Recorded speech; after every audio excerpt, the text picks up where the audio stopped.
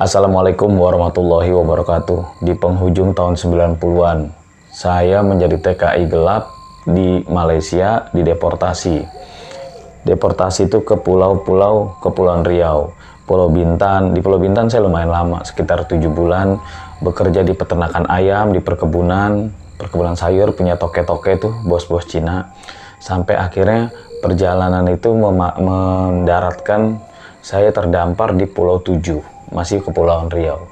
Di Pulau 7 itu saya sadar di sana saya nggak punya siapa-siapa. Namanya kita semacam berpetualang lah. Masa kecil saya tuh, masa remaja saya tuh berpetualang seperti itu adalah hal yang memang saya lakukan. Di sana saya nemuin orang yang saya temuin memang bohong, berbohong, tapi hal seperti itu saya lakukan agar gampang diterima. Saya bilang, saya temuin orang, Pak, nama saya Atang. Itu aja udah ngebohong, awal ngomong aja udah bohong. Nama saya Atang, saya dari Jakarta, orang tua saya di Jakarta. Tapi orang tua saya itu bukan orang tua bener, orang tua saya itu orang tua angkat. Orang tua saya itu akhirnya cerita, kalau dulu dia ngangkat saya nih, dari Pulau 7, jadi orang tua asli saya ini di pulau ini gitu. Dibawa tuh saya, dibawa ke kepala desa, kemana ke ustadz, ke kiai, ke tokoh-tokoh di sana. Pernah nggak kehilangan anak atau orang warga sini, pernah nggak yang dulu usia saya kalau nggak salah masih 18, 19 atau 20, 18, 19 lah, di bawah 20. 18 tahun, kira-kira 18 tahun yang lalu, 17 tahun yang lalu, ada nggak warga sini yang kehilangan anak gitu? Ini ada orang mencari orang tuanya. Wah, rada pulaunya lumayan besar, tapi warganya nggak bisa dibilang banyak, tapi nggak sedikit juga, lumayan lagi. Tapi tetap aja, namanya kita ngebohong kan, udah pasti nggak ada di sana. Oh, di si Anu nih, tapi Anu kehilangan anaknya, hilang di laut. Oh, si Anu mah anaknya hilang waktu udah ke Jakarta gitu dibawa nih. Oh, tapi tahunnya nggak cocok nih gitu, banyak lah. Intinya sampai udah sore itu saya diginiin. Ya udah, nah Tatang, untuk mencari orang tua yang sebenarnya gitu ya, orang tua kandung tidak bisa waktu instan. Jadi paling nggak kamu tinggal di sini dulu, membaur bersama warga, lambat laun pasti ada kecocokan. Ya seperti itu loh, omongan orang-orang yang menurut saya bersahabat. Nah, tempat tinggal saya yaudah nih, itu ada musola, ya tinggal di situ dulu lah, sambil bantu-bantu bersih-bersih, marbot lah gitu, marbot kampung lah. Ya udah. Semua sih hangat, makan, kerjaannya tuh bantu-bantu di nelayan. Iya, coba bantuin ini ikan apa semua. Yang ini siang nih. Kalau kerjaan seharusnya kita ceritain ntar. Ini masih sore. Begitu habis sholat maghrib, sholat isya jam 9, masih jam 9 nih. Tapi udah sepi, kampung udah sepi. Jam 9 udah sepi, saya tidur tuh di musola. Nyamuk sih dibilang nggak terlalu ada nyamuk lah. Nggak terlalu nyamuk, maksudnya cuma dingin. Kita kurban pakai kain sarung. Nah di situ ngedengar suara bunyinya nging gitu, menguing, nging. Ingat suaranya menguing, nging. Tapi di udara gitu, di luar udara. Lama-lama kan kita tertarik. Suara apaan sih itu ya? Kita intip. Saya intip tuh. Jadi musolanya tuh langgar gitu, namanya ya disebut langgar musola sama. Jeruji-jerujinya tuh jeruji kayak semacam besi doang, nggak ada kacanya, nggak ada apanya. Biasalah seperti langgar-langgar di kampung-kampung. Begitu kita ngintip, Masya Allah, itu kepala ada rambutnya, ada jero-jeroannya tuh, isinya tuh terbang. Langsung diem langsung kaget, langsung masuk ke kain gitu, langsung udah tuh kuruban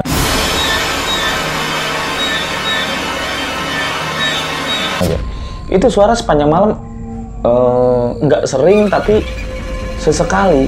Jadi kalau kita udah hening, tadi kejauhan ada, kan kita langsung tahu, wah dia di sebelah sono lewat no. Oh, sebelah sono lewat no, kayak gitulah, semacam kayak gitulah. Nah itu hal-hal seperti itu semalaman tuh sampai subuh, nggak bisa tidur nih sampai subuh. Udah merem juga tetap nggak bisa tidur. Subuh orang pada azan sholat subuh. Kita ngomong dah tuh, anggap namanya Pak Ali lah kalau nggak salah waktu itu namanya Pak Ali, saya mau cerita dah. Kenapa nak datang?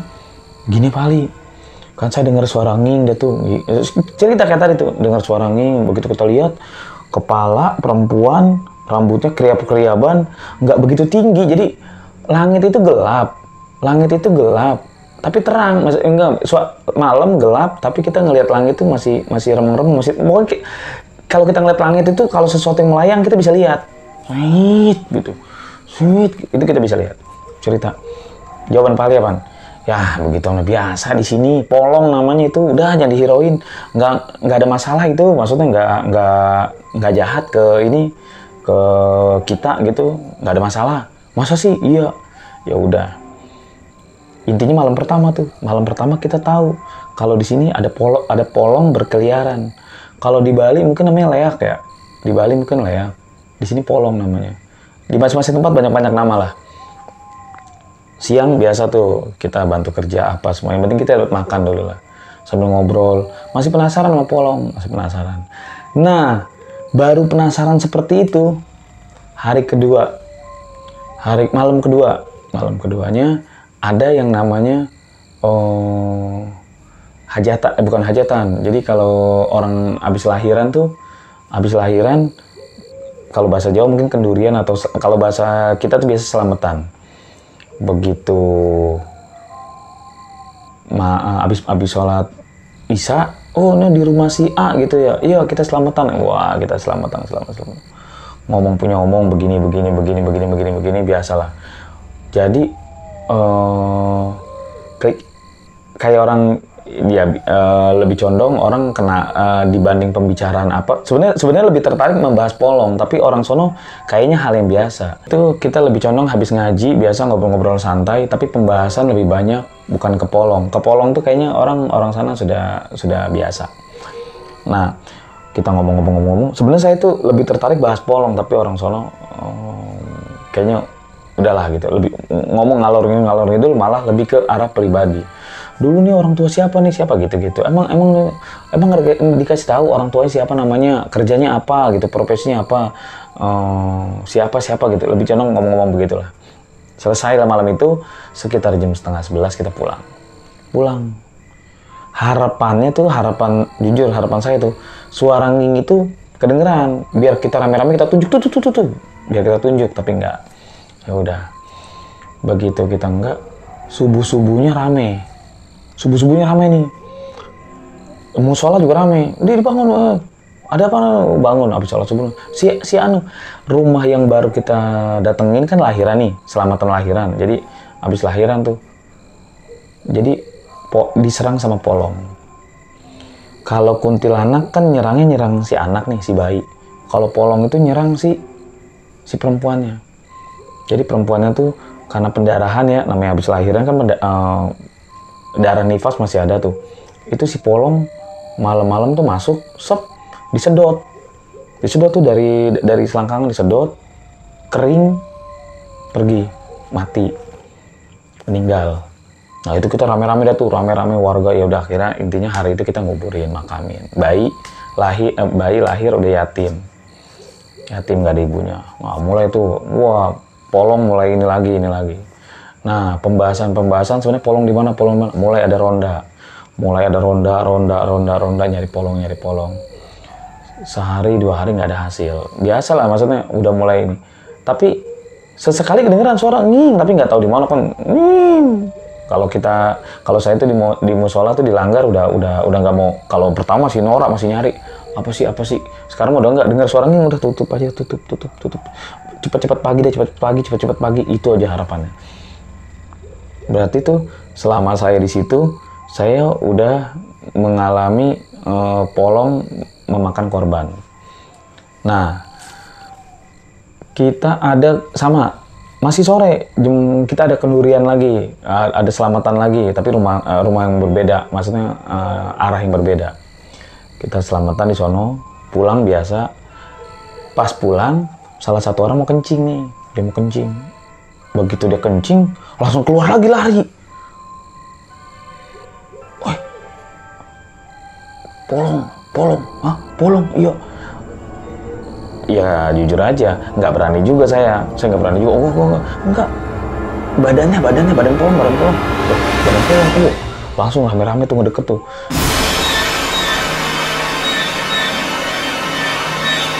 Kirain seperti apa badan polong? Ternyata badan polong itu, ya badannya doang.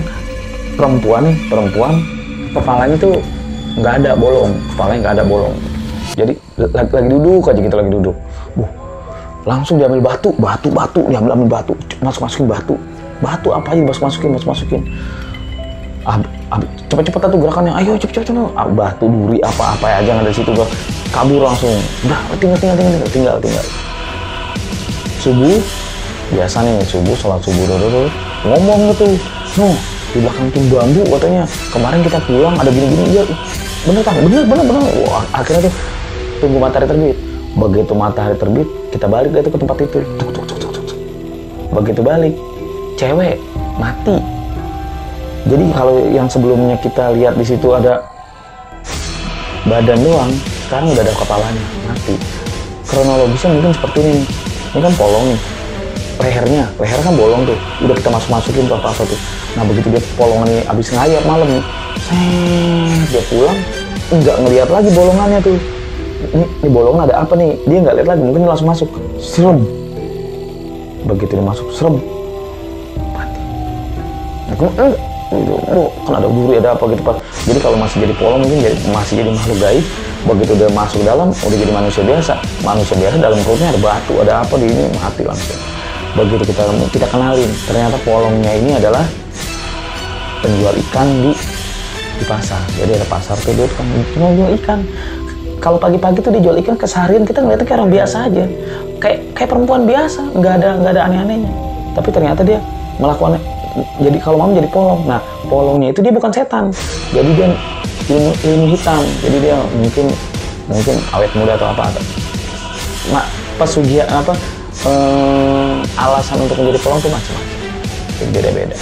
Ya gitu pemirsa, itu di Pulau 7. Kalau di Bali lah ya, mungkin ada lagi kisah-kisah lainnya. Itu salah satu yang bisa saya kisahkan di malam Jumat ini. Wassalamualaikum warahmatullahi wabarakatuh. Nah, itulah diskusi kita. Tulis di kolom komentar apa yang kamu pikirkan agar kita bisa mendiskusikannya lagi. Yang belum subscribe, jangan lupa subscribe dan aktifkan lonceng agar channel ini terus terbangun dan kamu menjadi yang pertama mendapatkan pemberitahuan video untuk diskusi-diskusi kita yang lebih seru lagi.